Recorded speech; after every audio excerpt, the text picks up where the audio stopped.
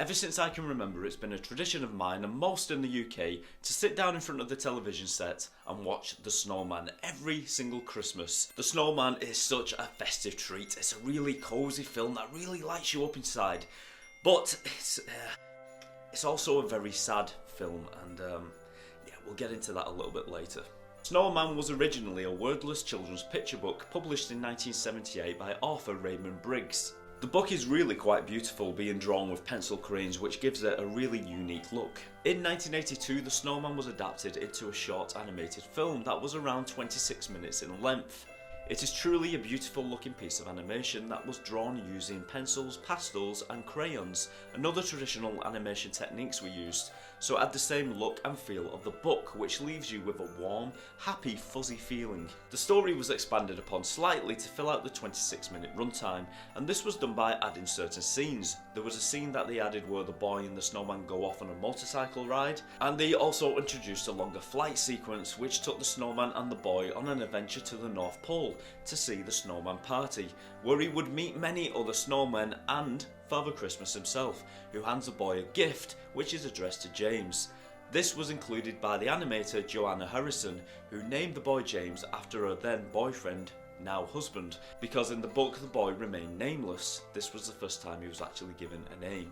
At first, Raymond Briggs wasn't completely happy with the inclusion of the North Pole Party, but I had to admit upon watching the film that it was a great inclusion and really added something special to the animated film.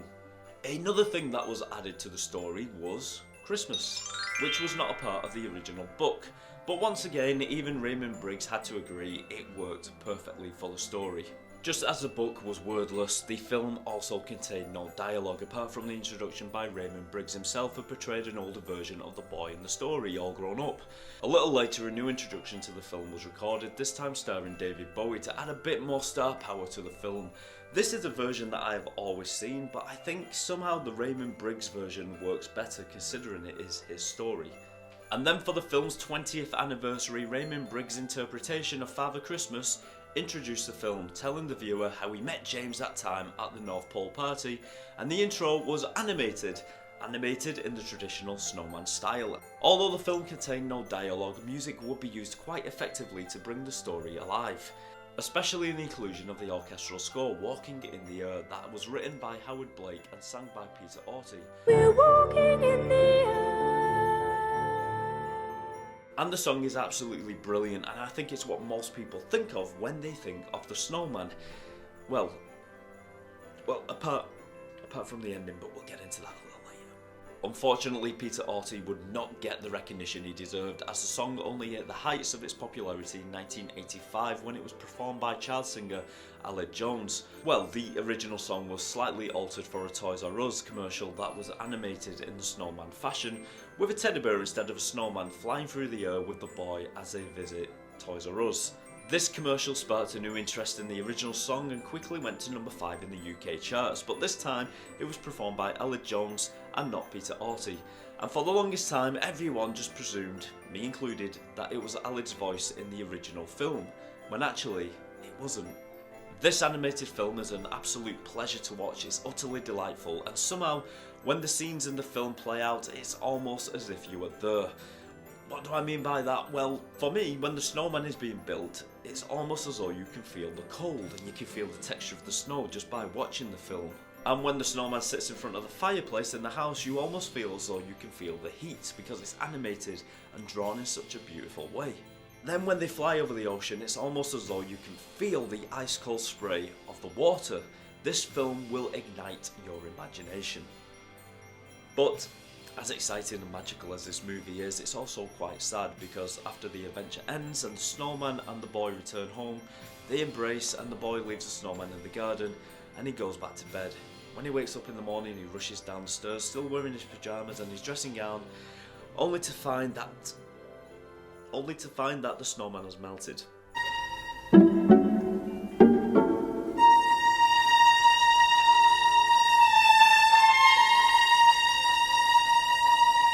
Okay, all jokes aside, my god is this a sad scene. I still to this day remember the impact it had on my young heart the very first time I saw it. It's a absolutely crushing scene, as the boy pulls out a scarf given to him by Father Christmas at the party, proving that his friend was real, and now he was gone. That's it, that is how the film ends, leaving you absolutely heartbroken.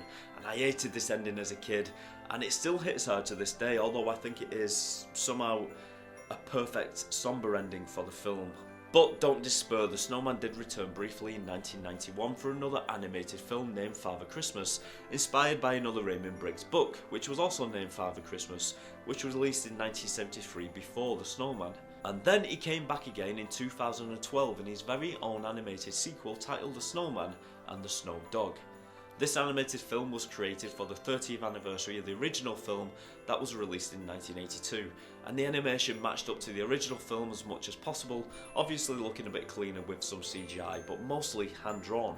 The Snowman remains a must-watch every Christmas, especially if you live in the UK, and I feel it did make its way over to the US, but it isn't as widely known over there as animations such as Frosty the Snowman and Charlie Brown's Christmas. And if you haven't seen The Snowman yet, I highly recommend you seek it out and give it a watch. It really will make your Christmas. And maybe, just maybe, if you build a snowman this year, he might just come alive.